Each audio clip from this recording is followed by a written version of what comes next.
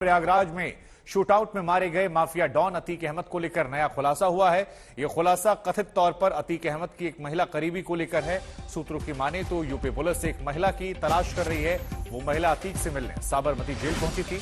महिला के बारे में पुलिस को पता साबरमती जेल में मिलाई करने वालों की सूची को खंगालने और सीसीटीवी देखने के बाद चला। बताया जाता है कि इस महिला के साथ शाइस्ता की कहासुनी भी हुई थी, लेकिन उसके बाद भी वो अतीक से फोन पर संपर्क में रही। उमेश पाल हत्याकांड से पहले जेल में अतीक का मैसेज पहुंचाने और फोन पर कई लोगों से अतीक से बात कराने में महिला की अहम भूमिका मानी जा रही है। सूत्रों के मुताबिक अतीक और उस महिला के बीच की फोन रिकॉर्डिंग पुलिस के पास है। उमेश पाल हत्याकांड में संदिग्ध महिला का रोल भी अहम माना जा रहा है।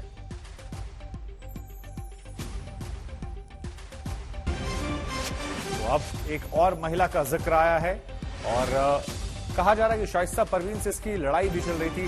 समर्थ मेरे सहयोगी इस खबर पर ज्यादा जानकारी के लिए जुड़ रहे हैं। समर्थ, ये जो एक नई महिला का किरदार आया है जिसको कहा जा रहा है कि शाइस्ता से लड़ाई भी हो गई थी और उसके बावजूद लगातार वो संपर्क में थी, अहम भूमिका थी, क्या जानकारियां निकल कर आ रही है? कौन ये महिला हो सकती है? किस तरह की भूमिका का जिक्र है?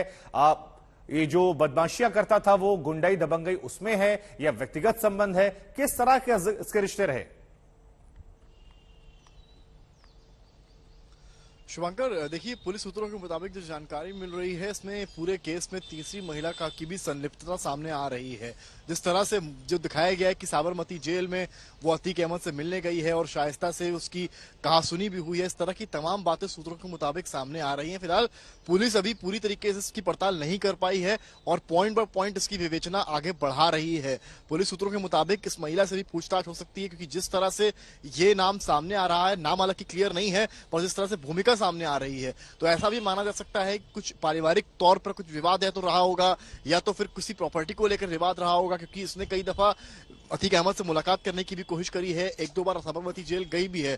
तो पुलिस इस एंगल से भी पड़ताल फिलहाल कर रही है। पर इसके अलावा पुलिस, जो यूपी पुलिस की टीम है, वो कौशाम्बी, प्रयागराज समेत कई जगहों पर फ्लैग मार्च निकाल रही है। एक तो निकाय चुनाव के अंतर्गत निकल रहे हैं वो फ्लैग मार्च, पर उसमें एक एजेंडा ये भी है कि जिस तरह से जो हिस्ट्री शीटर्स हैं, जो अतीक के गुर्गे छुपे हुए हैं, फिर चाहे वो शाइस्ता हो, गुड्डू मुस्लिम हो, उनको लेकर भी वो लगातार पता पुलिस की टीम लगा रही है। वहां पर जो आम जनमानस हैं, जो लोग रहने वाले हैं, उनसे भी पूछ रही है कि अगर आपको इस तरह की कोई सूचना मिलती है तो वो बताएं, क्योंकि निकाय चुनाव जिस तरह से करीब है उस तरह से इस तरह के जो अतीक के गुर्गे हमेशा से जो चुनाव हैं उनको भ्रमित करते रहे हैं। और इस बीच में जिस तरह से एक लेटर शुभंकर सामने आता है जिसमें जो अली के नाम से वो लेटर जारी किया गया है, उसमें अतीक अहमद की तस्वीर बनी है, अशरफ की तस्वीर बनी है और एक साफ पैगाम दिया गया है और कहा गया है कि आप बीजेपी और सपा दोनों कोई वोट ना करिए। जिस तरह से योगी आदित्यनाथ खिलाफ है हमारे, उस तरह से अखिलेश यादव भी हमारे खिलाफ हैं। तो ये एक पैगाम दिया गया है जो मुस्लिम कम्युनिटी है उनके लिए। तो इस तरह की तमाम चीजें इसलिए भी आ रही हैं क्योंकि निकाय चुनाव करीब है और इसको देखते हुए पुलिस अब इस एंगल पर जांच कर रही है